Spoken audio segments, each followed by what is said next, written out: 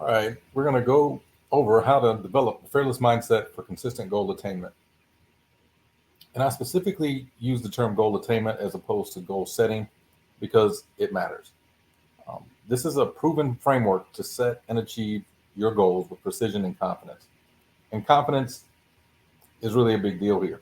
And I'll get into why confidence matters as we go through this training. Um, One of the first things I want people to understand is this isn't time management or goal setting. To me, goal setting falls short of goal attainment for various reasons, and we'll get into that as we go through this entire presentation. I'm sure some of you are tired of lacking motivation, tired of setting goals and falling short, tired of wondering what's missing, right? What is it that you're doing that's not working? What is it you're doing that is working? And why are you not getting the results you're looking for? Well, I think you're going to find the answer to all those questions as we go through this entire slideshow. I'm sure you'd like to find ways to stay motivated, develop a plan that ensures your success, and then find out what are those things that are missing. I've narrowed it down to about 3 missing links to help you attain your goals. So if that's what you're looking for, then obviously you're in luck. I'm going to teach you the GPS method because it's the answer. And GPS stands for goals, plans, schedules. And as we get into it, you'll see why following that acronym and understanding the concepts for these 3 missing links will pretty much change the game for you. First off, goal setting is the equivalent of manifestation through the law of attraction. So when I think get manifestation, a lot of people think if they just do what they heard on The Secret, that concept of manifestation, which is supposed to be whatever you think about, you bring about. So if you think about it, you go to mindset training, which isn't really much, most of the time it's not mindset training. It's trying to put you in the right vibration. So in that sense, yes, you're being put in the right mind. I should say that's mindset training, not manifestation training. So there's kind of a big difference here. Yes, you can be trained on mindset. You can be trained on the law of vibration. That's what almost every single mindset coach talks about. Mindset meaning vibration. Think positive things. Continue to think positive things. Put yourself around positive people. And the more you do that, the better it's going to work. The unfortunate part, and one of the gifts that I have when I was training people, especially flying helicopters, it seems like a lot of people forget what it was like when they first started doing things. And for some reason, I don't. I remember like when my fellow instructor pilots were saying, "Oh my God, these kids are so dumb these days." And I'm like, we were just as dumb when we started. They're like, "No, I wasn't that dumb." I'm like, "Yeah, you were." It's the whole concept of, they went to school and home uphill both ways. Like yes, everyone tends to think as they get older, it was so much harder when in fact, it was probably just as bad. Um, we were just as bad as they were when we were their age or when we were brand new at something new. So that's kind of the whole concept here is if you are being told that mindset is going to manifest for you, then you're kind of missing the entire point. You're always going to focus on mindset and not on action. And that's what I want to get into here. It's goal setting is the equivalent of the mindset portion of manifestation versus the law of attraction. So I should probably change that, but hopefully everyone gets the point. So you're talking about mindset. That's great. Set the goals, believe you can achieve them. All that's fantastic. But the manifestation happens with the law of vibration and the law of attraction. If you don't put those two together, you're not going to manifest anything. So the hint that I give here is there is no attraction without action. There is no manifestation without action. So you can't do half of the equation and expect to get the entire result. And as you can see here, I line out the last 6 letters because it spells out action. Basically, there's no attraction without action. The only way you're going to be able to manifest, meaning turn your thoughts into something real, something that you actually manifest, is to get off your assets and go get it. That's it. You bring about what you get off your assets and go get. That's bottom line. If you think that you can just think about it and it'll come to you, like if you keep dreaming and hoping and thinking, even if you saw a pair of shoes on Amazon, I guarantee you, no matter how much you think about those shoes, oh my God, I'm going to get them. I know I'm going to get them. whatever it is that's in your brain that makes you think you're going to get those nice pair of shoes, I promise you they're not going to show up at your doorstep. The only way they're going to show up at your doorstep is if you actually have enough money in your bank account so that when you enter your information and push the submit button, those shoes get paid for it. You're going to have to take those actions. You got to first figure out how to put the money in the account. Then you got to figure out how to set up your account. Then you actually have to push a button so that it knows to order for you. And then from the order, it has to get shipped to you. You have to take an action no matter what dreams you have. And that's the manifestation portion. Putting the law of attraction and the law of vibration together. Here's a quick video from one of my favorite mentors. Hopefully it plays quickly and you can hear it.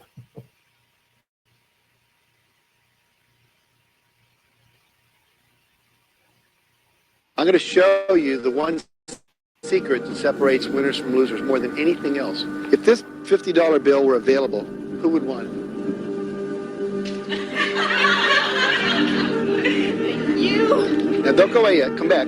Tell us your name. Debbie. What did Debbie do that no one else in the audience did? She got up and she took action. See, too many times we sit around and we wait and we hope and we dream and we affirm and we pray and we meditate and we do all that. And all that's important. It's part of the process.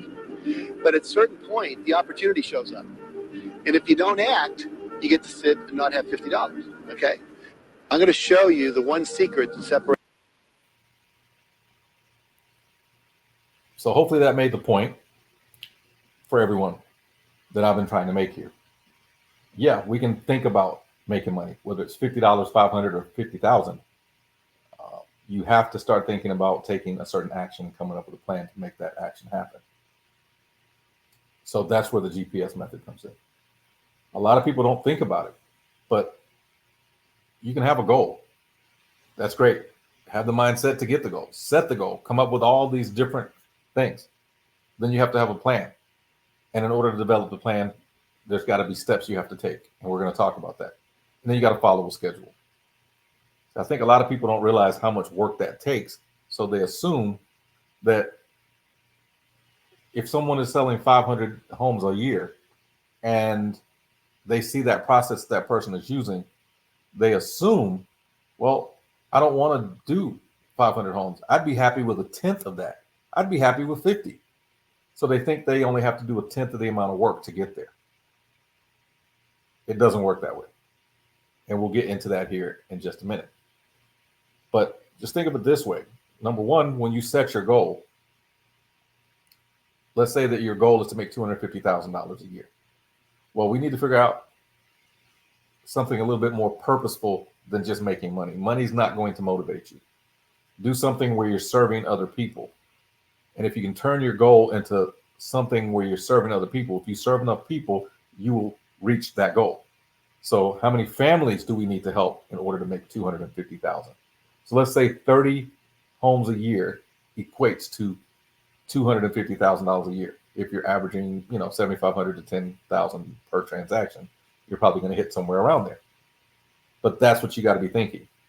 Now, how do I create 30 homes or families served a year? Well, you need a plan. And then once you have that plan, you need to have a schedule. Now, what I like to show people is sometimes you need to think about your vacations first. It's kind of a bonus tip. Plan your vacations first. We tend to find out that right before vacation, everybody's their most productive because they don't want to have anything. They want to close all the loops before they get back from their vacation and have anything waiting on their desk. So if you plan 2 or 3 vacations a year, every 4 to 6 months, and you know that those are your deadlines, don't think I'm going to work my butt off so that I can come up with enough money to actually go on this vacation and I'll figure it out once I have the money. No, plan the vacation first, put the date, and then work towards that vacation that you know is about to happen. You'll close a few loops before that first one. You'll close a few loops for the second. You'll close a few loops for the third. And you'll notice that the pattern perpetuates itself. So what does that look like? Well, the first thing you got to do is turn the problem into a goal. Convert that to an objective with a plan. And then you have to set a deadline. I often tell people a goal without a deadline is just a wish. You got to set a deadline. And what you're thinking about from the beginning is, what is the objective? Again, we converted from the goal amount of money to something where we're serving people. And to serve 25 families by helping them buy or sell their home, we know that that's our objective. So now that's our goal. Now, what are some solutions? Well, when you think about some of these solutions, you're thinking, I may not know. Well, that's what we're going to talk about, some of those secrets that I got into for the 3 missing links. But if you don't know these solutions because you haven't had enough experience, then you might have to hire a coach. If you've had a chance to go through the trial and error yourself and you're good at trial and error, maybe you have some background in business already and you understand that you're a business owner, then this is going to make a lot more sense to you.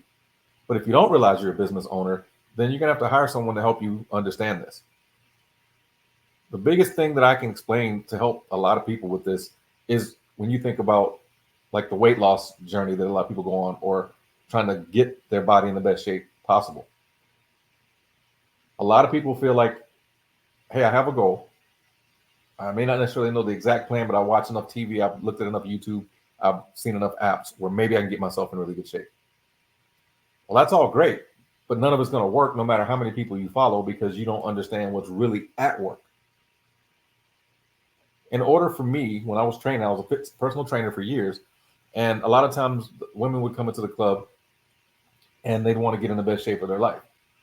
And they were like, hey, we see that you guys are really fit. Me and one of my buddies were the top 2 trainers there. And they would always come and get us to work with them. And then we started discovering that obviously the best way to get in shape is to bodybuild. And it works faster than everything else. And you got to come in with a certain level of intensity every day. You have to come in with a certain mindset about how to lift every day. But we noticed when we use the term bodybuilding to women, the first thing they would do was disengage. They'd say, oh, no, I don't want to be a bodybuilder. I don't want to look like a guy. I don't want to get big. And we're thinking, well, you're trying to get you into a better shape. They were already bigger than they wanted to be. So in order for us to get them in the right condition, we had to first get them to think mentally like it wasn't going to make them look like a guy. But unfortunately, there was nothing to say that would convince them that doing the training we would do would get them there. As long as we use the word bodybuilder, they had their own preconceived notion about that. But we knew the fastest way to get them in the best shape of their life was to do exactly what bodybuilders do, with a few little changes based on gender. So what did we do? In order to fix their mindset, we renamed it body sculpting. And then we gave them the exact same workout we gave bodybuilders. And the reason why we use this is because if you're a bodybuilder and you've seen how fast they can transition their bodies to extreme numbers, what you start realizing is you have to train as if you're trying to get on stage, even if you want to get the minor changes. If you think you only need to do 1/10 of the amount of work as a bodybuilder to get your body to change, you're never going to change. You're going to see minuscule changes and you're going to wonder 3 years from now why nothing happened. Because there's principles that you have to follow, like progressive resistance, how you look at your calories, how to stagger them and not just starve yourself. There's all these things you got to do in order for it to work.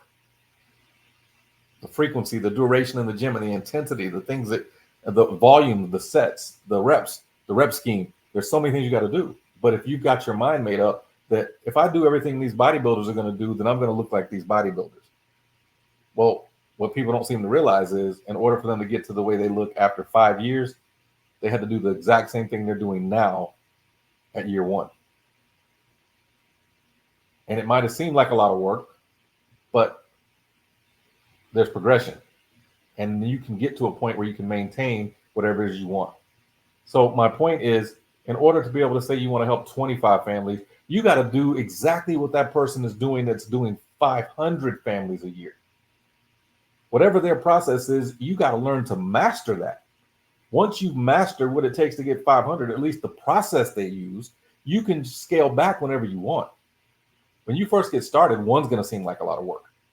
Then you're going to say, okay, well, what do I do to get 2? What do I do to get 3? Well, if you got your mind made up, well, I don't want to do 50. I only want to do 10. So I only need to do 1/5 of the work that someone is doing 50. It won't work.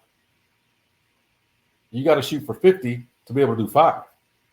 Once you understand how to get 50, then you can turn down the faucet. You can dial it back, or you can just maintain, or you can pick up the pace and go faster. But you cannot shoot for a fifth of the work, because we're going to get into this thing about percentages of who fails and who doesn't, and you'll understand why that happens now. You'll see exactly the problem, why you can't maintain the motivation. And if you're not willing to make these mindset changes, you will never achieve your goals. But once you have the goal set and you understand the amount of intensity, the amount of mental motivation you need, you'll understand why 25 families won't seem that tough when you're doing what someone does to get 500. Then again, you get 25, you reach your goal, you're happy. So you think of a few solutions, or you hire a coach, and then you mentally test those. So you might think to yourself, I've heard about door knocking, I've heard about cold calling, I've seen the FISBOs, I've seen all these different things. Everybody talks about them. I've heard a lot of people talk about how it's done, and none of those resonate with me. But someone says, oh, what if you just paid for some Facebook ads and you were able to pick up a lead for $5 a piece? Okay, I got a little bit of a marketing budget. Or you say, you know what, I don't have that. Someone says, all right, well, how about Facebook Marketplace? You can do it for free, but you're going to spend a whole lot more time. Oh, okay, I got time. I can do that. Now, when you know you're not going to be able to make it is when you're like, I don't have the money and I don't want to spend the time. Well, if you're running a business and you're the CEO of the company, you got to be thinking like Mark Zuckerberg. You think Mark Zuckerberg thought, well, let me figure out how to only get a fifth of what I want Facebook to look like. He had no idea. He just gave it 100%, went all in, gave it everything he had, and he knew that even given it everything he had, it might not work. So as a CEO, that's how you got to think. What are you going to be doing to give 100% from the very first minute you get started, not try to pace yourself and think, well, I can start slow and figure it out as I go. It won't work.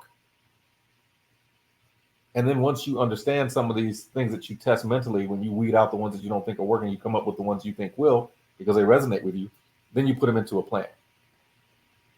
Or if you have a coach or trainer, mentor, use their plan. If I give you a checklist from A to Z, then I want you to follow my checklist. And then you execute that plan. Now, even if you use someone else's initial plan, think of it more like a template, because you have to test everything that you do, and then you rinse and repeat. So once you execute, then you have to modify based on what you see. So you rinse off the stuff that doesn't work, and you repeat the stuff that does. So if you're checking your ROI and you understand that a certain amount of leads that you got did really well for you, certain ones didn't, then you look at your other key performance indicators and you realize, wait a minute, I'm not very good at generating leads. If I'm not very good at generating leads, I'm not going to have a whole lot of appointments. If I don't have a whole lot of appointments, I can't get a lot of signatures. So if I can't get contracts signed, I'm not going to have very many closings. So then you realize you need to work on some things. And then you rinse and repeat based on the areas you know you need to improve upon. And the ones that are doing pretty well, you let them maintain while you work on those weaknesses. Now, a mindset hack for a lot of people, and you'll realize this as I say it, a lot of people go up, they think when they're reaching a goal, they think of it like a hill or a mountain. And it's weird because human psychology is interesting. You go halfway up that hill, and all of a sudden, you think you're at the top. You get the halfway point. Your goal is 100, you get to 50, and you're like, okay, I can coast down the other side. Well, if you think about how mountains are, the higher you go up, the higher the altitude, the harder it is to breathe. So you actually have to work harder to get to the second half of that. So if you're trying to convince yourself that you only need to go, let's say a half a mile to get halfway up that mountain versus a mile, then at the halfway point, you feel like it should get easier. When in fact, if you really were to think about it, literally, it'd be harder to get up the other half of that mountain. But what if you told yourself instead of 1 mile, it was 2 miles? Hey, I'm going to go 2 miles. So I'm not going to take my break until I get 1 mile. Now you get to the top of the mountain and you realize, oh, I just reached my entire goal. Well, once you reach your goal, yeah, you are going to coast down the other side because you've reached your goal. Or you can cut the time in half, or you can do both. What if you say, I want to do 25 families in 6 months? Or 50. You do 50 homes in 6 months. It will take 10 deals a month. So then you just try to achieve that 1 month and see what it takes. What would it take for you to do 10 deals in 1 month? Well, I have a strange feeling if you ever achieve that goal, you won't be concerned about what it takes to do 5 every month for the rest of the year, and you do 60. You definitely wouldn't be worried about how much it would take to get 2 done every month, so you hit 24 to 25, which is now your goal. But again, if you master the process of getting 10 a month just one time, you're never going to have to worry about how to do 2 again. And that's what you got to be thinking. So that's the mind hack you got to be thinking when you're trying to achieve your goals. Honestly, when it comes to real estate, you're campaigning for prospects, capturing leads, cultivating, contracting, and closing. So when you think about this, I'm talking about online lead generation. And what I don't think a lot of people realize is you're in the business of sales.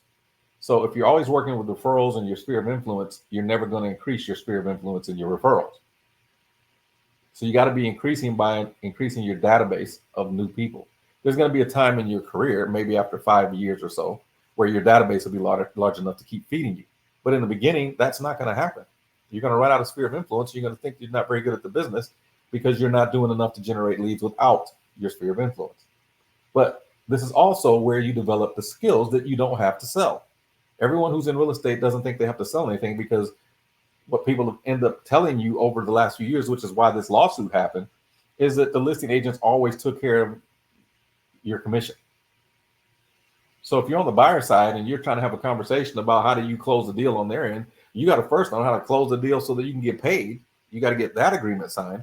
Now you have to work on how to get the contract signed. But you're not going to get a contract signed if you don't know how to land a plane. And we'll talk about that here in a minute. But in order to generate the leads, you got to have marketing campaigns, whether it's open house, door knocking, cold calling, generating leads from Facebook, whatever that is. But if we stick with the online, you have to learn how to sell to close online leads. Now, if you have a ready-made source of leads because you're already part of some other business or you built up a database somewhere else, you might be in good shape. But if you're starting at scratch, which is what I teach, then you got to understand that 1% of all the leads you generate online are typically going to turn into an appointment. The other 10 are going to have to go to a drip campaign, and you have to touch them at least 7 times, 7 to 12 times before 80% of the people will convert to business. That's 4 times as much business from the same 100 people, but it might take 2 to 3 years to get those other 4 people to work with you. So in order to do that, you got to be able to generate emails, touch them with Messenger, touch them with phone calls, content posts, text, voice drops, re-engagement, retargeting. All those things are going to help you generate more business out of the same 100 leads. Again, this is online. It may take 2 to 3 years to do that, to generate 4 closings from one list. But if you have 100 every month, do the math over 3 to 5 years and you'll see, like, it's always going to keep picking up. And then if you keep marketing to that list, the ones that your past clients, the ones that are old leads, the ones that are coming up, you will continue to get referrals, and the referrals will be a lot easier to close. Then it changes that 1% to 10%, 20%, 50%, 80%. It's going to always be easier to close the people that you've already worked with and have gotten to know and like and trust you. But your first skill set that you got to have is realizing you're a salesperson. And I think the one thing about the lawsuit that's going to change a lot of the people who have been buyer reps and didn't know how to sell is now you're going to have to learn how to sell yourself before you can even get them to work with you. And that skill set has to be developed. And if you're not willing to go to the gym or work out, the mental gym, and work out and do the same thing over and over, you're never going to get there.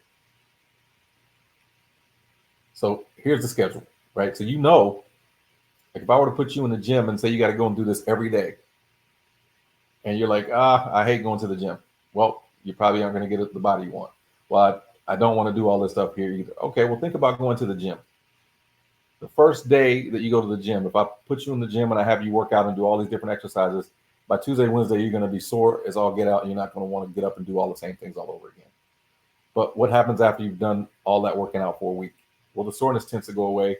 By the following Monday, you realize, like, even doing the same amount of work, I'm not near as sore. Interesting. It's called the learning curve when you think about it mentally. It might take you 8 hours. So if you say from 8 and I say this is 9, so it might take an hour to get this done, but it might take you 2 weeks to get to the point where maybe the first day, just learning curve, took you 8 hours to figure all this out. But after 2 weeks, you're like, oh, I can do this in an hour now. And now you realize part of the problem has always been learning curve. You stress the learning curve so much that you don't want to get any work done. And once you've done that, you got to realize, just like all professional athletes and everyone who makes real money, the one thing they all do is practice, practice, practice. And they stick with the routine. It's a consistent routine. I don't care how good a baseball player, how long they've been playing. I don't care if they started in little league, high school, college, then went pro. They still have to practice. They do the same routines over and over and over. They get so good at the basics that the spectacular stuff they do sends them over the top. And you have to be thinking that way. How do I practice every day so that I can take that first initial learning curve that took me 6 to 8 hours to do all this stuff to now I can do it in an hour? And that should remind you of exactly what I talked about with working out.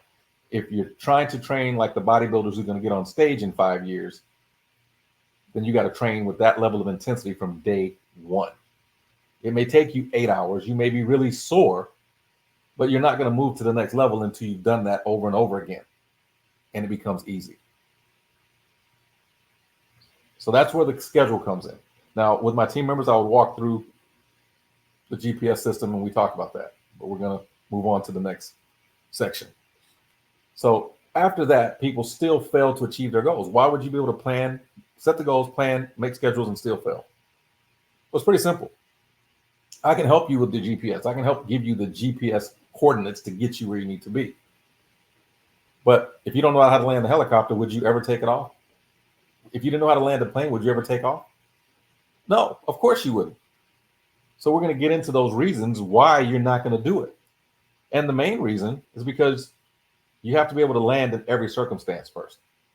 When I teach buyer reps, which most people start in the industry as buyers, they've been told by so many other people they're not supposed to know anything. Just take this and go run it over to a lender. Well, that doesn't make any sense. If I was teaching people to fly helicopters like that, they'd be dead. They would never land. They would never take off because they'd be too scared because they know they don't know how to land. Well, that's exactly how you're going to feel when you're working with buyers. What are you going to get in front of them? The first time you get in front of a buyer and they say, well, I don't know anything about loans. Which one do I work with? Let me send you to my lender. And they go, well, who's your lender? Why would I want to work with them? Can't you help me? They're going to ask you 1,000,001 questions and you're deferring content that you should know, all because someone told you not to, which is also why I think the NAR lawsuit was such a big issue. A lot of people don't realize when they were setting your commission for you, you didn't have to negotiate this. And since you didn't have to negotiate anything, you end up being a glorified home tour specialist because you didn't have to worry about negotiating your commission. You didn't have to share with them what you needed to do. And because you never had to share with them what you need to do, like you do with listings, you have to walk through your entire marketing plan. Well, why aren't we walking through the entire plan we're going to use to help people find a home? Well, 90% of what you're going to do when you're helping people find a home is helping them find a loan. So if you don't know anything about the loans, I don't care how many homes you show them. The last thing you want to do is show them a home and then tell them they can't qualify for it. And then you're asking the lenders to pre-approve, and the lender's like, I can't. And then you wonder, like, I don't know why they can't help. Well, maybe they don't know enough. Maybe the lender you have is too junior. There's nothing out there that says you can't learn everything a loan officer learns. Nothing out there. You can learn it. We're guided by the same regulations, RESPA, Truth in Lending, Equal Credit Opportunity Act. All these different things that you have to do fall under both industries. You don't have the software to run people's pre-approval, so you ain't even got to worry about that. If you want to know exactly what it looks like to land the plane the way a realtor needs to land, and you're worried, like, how far can we take this? I'm going to give you the perfect instructor pilot to follow every single day of your career until you get this down. Go to 5 different builder reps. If you need to do this 5 days a week, every day until this makes 100% sense to you, then go to 5 different builder reps. Ask each of them to tour you through the home as if you were a client, and then sit you down at their computer and walk you through all the possible financing options. They're going to cover down payment assistance. They're going to tell you the credit scores. They might likely know the debt to income ratios. They're going to tell you about the VA loan, the FHA loan, the conventional loan, and the USDA loan. And if they're not bringing up those things and you aren't bringing them up, then you're falling short on your job. But the reason I want you to do it with 5 different builders and builder reps is because if you go, especially to the ones that work in mass, like D.R. Horton and Lennar. Lennar junior loan officers may not know enough, but at least you get to see the difference. And then when you hear all these sales counselors walk you through their process, pull out their little calculators, you go, well, I don't have a cute little calculator like that. Doesn't matter. After you've heard 5 of them talk, you realize these are the things that your clients are going to be asking every single place you go. Guess what? The way the sales counselors answer those loan questions when they open up that calculator, that's how you land the helicopter. That's how you land the plane. That's literally how it's done. They're not going to walk them through the house and tour. That's the takeoff. Why would you take off? Why would you walk them through the house and then they get to the place, they go, well, how do we get this thing? I don't know. Now you're stuck trying to explain what you don't know because you didn't take the time to know it and someone told you didn't have to. So how in the world are you going to land when you don't know how to land? Why would you ever take off? So then your goals, your plans, your schedules make absolutely no sense because you don't have the skills to close. And if you're a buyer rep, you need to know that. Matter of fact, if you're a listing agent, you still need to know these loan factors because when you start trying to think about how much money to put in your seller's pocket, some of those loans are going to affect how much goes in their pocket. USDA, VA, FHA, conventional, all those things are going to matter even on the listing side. So again, the GPS is useless if you don't know how to land. So learn how to land. And then I give you a few additional ways to land. When I talk about student loan forgiveness, there's credit programs out there. There's NACA. There's lease to own. There's all these different ways to land, all these different ways to give them options that might come in handy for them to actually move into a home. We're trying to help 25 families, right? Per year. You don't have to close them the first day. What if it takes them 6 months to get ready? That still counts in 12 months. If you do them a year from now, that's still someone next year that covers that 12 months. You've already preloaded a few people for the following year. What's wrong with that? You do 12 this year and you got 6 set up for next year. You only got to do 6 to make that year work. And you keep doing that over and over, you're good to go. So why not have all these ways of landing the plane, all these skills for closing the deal so you can build up your pipeline? Now your goals, your plans, your schedules will start to make sense. So what are the 3 missing links of goal attainment? Why is everybody having such a hard time? Why are 87% of realtors failing to reach their goals? And they usually walk away after 5 years. So I guess the second re-up, they don't make it, or they don't make it to the third. But my understanding is between 70 and 75 don't get to the first renewal. So we lose about 70% in the first 2 years. And then the other 17 are gone after that. So what is the difference? I've already told you. Mastery of the basic process without worrying about the result. See, when we talked about weight loss, this is going to tie this all together. If you're trying to get in the best shape of your life and I tell you that bodybuilding is what you got to do and you're like, well, that's not what the last person told me. I thought it was going to be a lot easier. My preconceived notions, my stereotypes, my cognitive dissonance, all these different reasons and beliefs that I had in my head, I thought made more sense than what you're telling me. Well, that's great. But it's not going to explain why you're part of that 87%. You're just going to swear, like a lot of people, that what you determined was failure versus success was right, when in fact it's wrong. What people have learned, like every bodybuilder who's been successful, every business owner who's been successful, everybody who's been through weight loss and been successful, they realize they have to go through failure to reach success. What most people think is failure's on one side, success is on the other, and you're in the middle. If you make good decisions, you're going to succeed. You make bad decisions, you're going to fail. That's not how it works. You need to put yourself, let's say, on the left side, moving right. If you're on the left side and you're moving right, the way we read, you're on the left, failure's on your right, and then success is on the other side of failure on the right. So it's you, failure, success. And once you realize you have to go through failure to get to success, you stop thinking it's about luck and you realize there's something you need to be doing that you're not doing. John Maxwell likes to talk about it from the standpoint of sometimes we win and sometimes we learn. So if you're not succeeding, don't think about failure. Just think about it as part of the process. Hey, I had to learn this to get to the next step. I had to realize that eating the 2,000 calories that the template told me to eat wasn't going to help me lose weight. I need to go down to 1,500. I tried 19, 18, 17, 16, and it wasn't until I got to 1,500, even though all the experts said 1,800 would be the magic number for me. Didn't work. I wanted to get a 6-pack of abs. They told me if you eat right, do this, this, or this, it'll work. It didn't. I had to do 8 sets of 8 different exercises using compound resistance, progressive resistance, adding weights, and then do cardio 3 times a day. But no one told me all that. I just knew that I was going to do it or die trying. And once you have that mindset, whatever it takes, you know your goal, you're going to make it happen.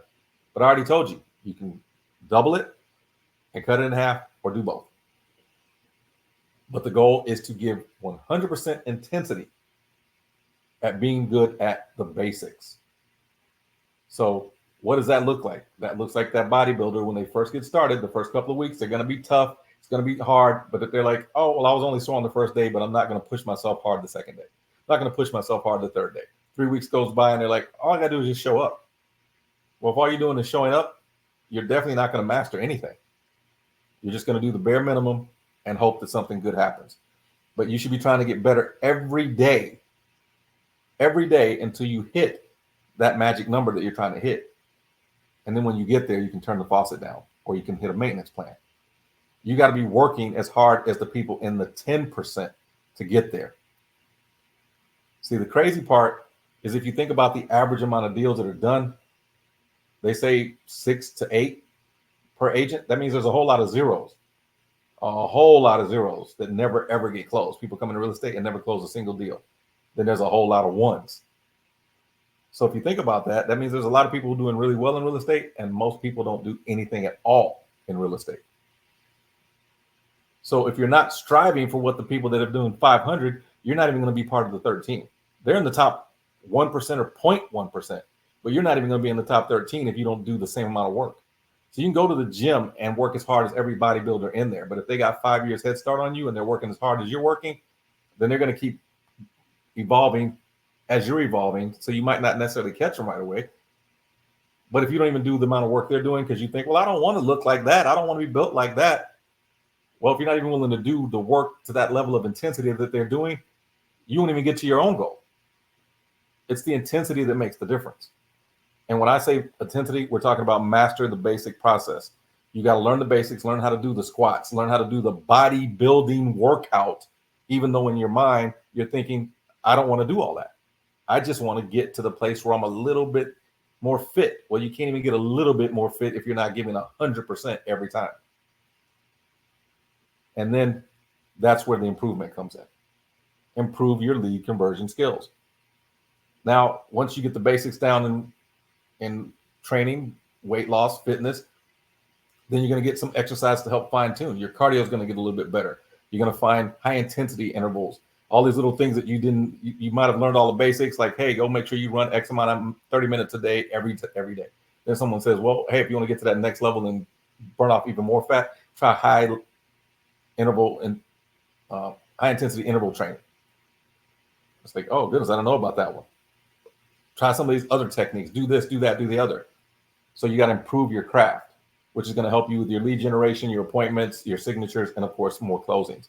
But you first got to understand the basics, the foundation, and just work on the process. Don't worry about the results. Just do everything that you see in that checklist, especially the one that I designed, where you're doing everything from A to Z, and you just do it over and over again. You're trying to figure out how to get the practice. Well, look at the checklist, look at the exercises, and think, how do I get more and more exercises out of the way so that I can actually mock practice 10 contracts. I just made them up. I picked 3 addresses out of the MLS, 5 addresses out of the MLS, and did buyers. And then I picked 5 addresses out of the MLS and did listings. And then walk through the checklist as if these are actually your clients, following all the steps. So by the time you do your first presentation, your first CMA, your first everything, you feel like you've done it 5 times already. And it won't feel like you're first. And if you were the coach or trainer and they're sending it all to you, or you send it all to them, they will be like your first client and they can give you some feedback, which is exactly what you want to do. But you got to give them something to give you feedback on. It's impossible to teach you how to drive a parked car. So I can't help you improve if you're not doing anything for me to show you what you're doing right and wrong. And then there's the accountability piece. But you have to be able to land in every circumstance first. So you got to master this process. And then once you can master that process, then we can improve on the process and then use accountability to wrap this whole thing up. And then the GPS will help you navigate. That's the key to this entire thing. So first thing you want to do is master your A to Z process. I talked about the blast off checklist. If you're part of my team or you're part of any of my mastermind groups, you're already seeing the checklist. You know what you got to do. And if you don't master this process, then your first goal is to master this process. Now, what does that mean? I think people get really confused when it comes down to mastering. So I make sure to put this bullet here. To master anything, learn it well enough to teach it. You're teaching your clients. That's why people are scared to get in front of them, because you're afraid that you don't know what to say. Well, if you learn it well enough to teach it and you practice teaching it, if you got to get in front of someone else and you do those 5 mock exercises and you say, you know what, I'm going to meet with someone else and we're going to get together. I'm going to practice. I'm going to do all the exercises that is part of the practical exercises I show you. And then you're going to get in front of someone else and say, you know what, these 5 that I did for listings, the 5 I did for buyers, I'm just going to run through each one of these with you and act like it's a different home and you're a different person. And then you're going to teach them what you just learned. Now, once you've taught them about all the different loan programs, all the different ways you're going to market their property, all the different things you are supposed to do based on the checklist that you already have to follow, which be happy someone gave you a checklist, because I never got one. The stuff I saw was very generic. It wasn't step by step. It was, here are the 18 steps, fill in the gaps. My checklists are the 18 steps and all the gaps filled in. So you got to get good at that, and you got to be able to explain it to your clients. Now, your presentation will need to be changed almost every time you come up with a new objection. You're going to have to do that.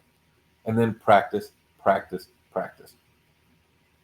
So I'm not going to go over the checklist. Again, this will be something I will do with my team members, but I just want everyone to understand, like, master the A to Z process and don't worry about the results. If you keep going through the process every month, you learn how to do the weightlifting exercises and you're like, all right, now that I know exactly what to do, I'm just going to keep doing this every month for the next 12 months. Absolutely. You will start to notice that you're automatically going to learn how to improve on whatever the process is, as long as you're tracking everything and taking notes. Now, if we talk about improving your lead conversion skills, I just put here, so you have a point of reference. You need leads. Then you have to convert a certain amount of appointments. Then you got to convert to a certain amount of signatures. Then you got to convert those to closings. And typically this is almost always them. This is probably on the low end, 85 to 90%, you're going to pretty much close every time you get a contract, especially as a listing. So I just said between the two, probably about 85%. But with that being said, you know, if the GCI is 6,700 per deal, 25 deals will come out to 167.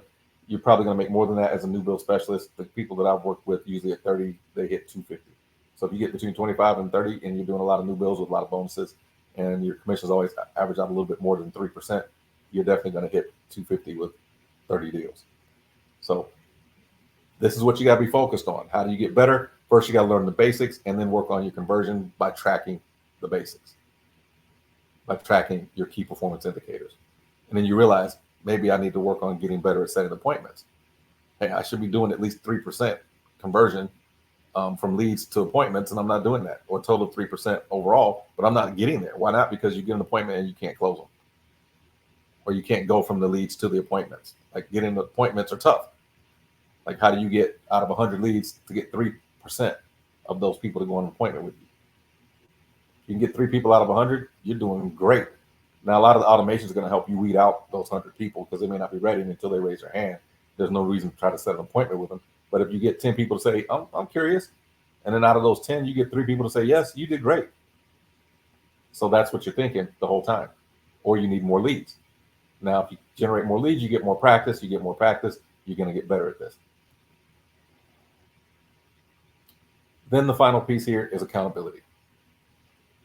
No matter how perfect your plan is, how much you believe in it, how strong your desire to change, you will not succeed without accountability. Accountability is a critical factor in sticking to your plan, as highlighted in many success strategies. So I'm sure you've seen this over and over again, but I found this chart years ago. I found this out when I was training people on fitness all the time, mortgage industry all the time. And I said, when you want to get better, this is what you're going to do. And here's a breakdown of the 4 levels of accountability. Level 1, self-accountability. 2, accountability to another. 3, accountability to a group. And 4, public accountability. Level 1, obviously everyone has to start here. So self-accountability is internal accountability. Starts with goals, the plan, and the tracking your progress, the key performance indicators. So you set up with written goals. Put those somewhere you can see them on a regular basis. Monitor your progress, the weights, the grades, sales figures. Like I said, the key performance indicators. We do this every single week with my team, my mastermind. Why? Because you see this every week. If you think I'm just showing you that because it's what you need to do because you owe me something, you're not thinking about this the right way. You're the CEO of the company. You should be tracking this stuff for yourself, not for me. I'm just showing you a template so that you can realize like these are the things that you need to do to run a business. And once you understand that, you're not worried about whether I like it or not. You're just doing it because you know you need to do it. And what I find is a lot of people are like, well, I stopped doing that because you needed it and it was just like a homework assignment. No, that's not what it was. I'm teaching you how to set up your business so you can be successful. And if you think I'm only doing it because I need you to turn in homework to me like a teacher, that's the difference between bad students and good ones. That's why some have 4.0 GPAs and some fail out of school because they don't understand that the assignments are for them, not for the instructor. The process is for you. Once you learn that that process is for you, then you're not worried about doing it for me anymore. You realize that you need it. You need to track your results in a weekly progress chart. You might not have had one if you didn't know me or some other mentor or coach. So that made that even easier because you don't have to even think about this stuff. But I think what ends up happening a lot of times when people work with coaches and mentors, they think, well, I'm doing it for them. And because I'm doing it for them, I don't want to do this anymore because I don't feel like I need it. I can keep it working for myself. No, you can't. We're teaching you how to run a business. And if everything I'm teaching you, you need to be able to do it for yourself, sometimes even better than what I teach you. There might be better ways to do it. When I know someone's learning at the level they're supposed to be learning, they'll come back and share stuff with me that I didn't know because sometimes they go out in the field and learn things that I haven't seen and they'll tell me about it. And of course, I'm going to dig even deeper, but that's how you expand your knowledge, always being a student of the game, and that's self-accountability. Level 2 through 4, accountability to another. See, this is where you find that coach and that mentor. You double your motivation by sharing your progress with someone else. This could be a friend, family member, colleague, or online acquaintance. You can also work with a mentor or coach. Your accountability partner should hold you responsible for your actions and goals without leniency. See, this is where people feel like, oh, my coach is too tough. He or she's being rough on me. Okay, maybe. But how are you going to reach your goals if you're with a friend who never holds it? Oh, it's okay. No big deal. So if your coach, friend, family member is not holding you responsible for your actions and goals, they're being lenient on you, you probably should find another accountability partner. Level 3, joining a group. That's why we have our mastermind. That's why we have the team. It creates a positive pressure to perform better. Something about competition. When you disengage from the group, you disengage from yourself. You disengage from your own level of commitment. So groups provide social support, set high expectations. The dynamic is seen in group studies, team projects, community organizations. The collective support and accountability drive higher levels of achievement. See, there's a difference between interest and commitment. When you're interested, you only do it when it's convenient. When you're committed, you accept nothing but results.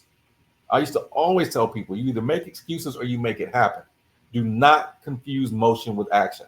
Just because you run on the hamster wheel doesn't mean you're going anywhere. So in order for this to work, again, you got to get off your assets and go get what you want. And that leads us to the 4th level of accountability, public accountability.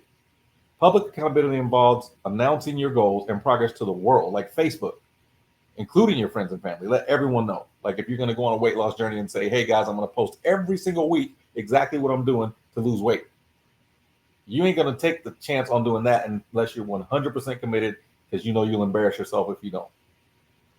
It adds a layer of pressure where failure is not an option. Just shame and embarrassment would be too much for you to deal with by telling everybody all the stuff you're going to do and then you don't even start. So you know you're going to be accountable when you do that. And utilizing all 4 levels of accountability can make you unstoppable in achieving your goals. So again, it boils down to commit and never quit.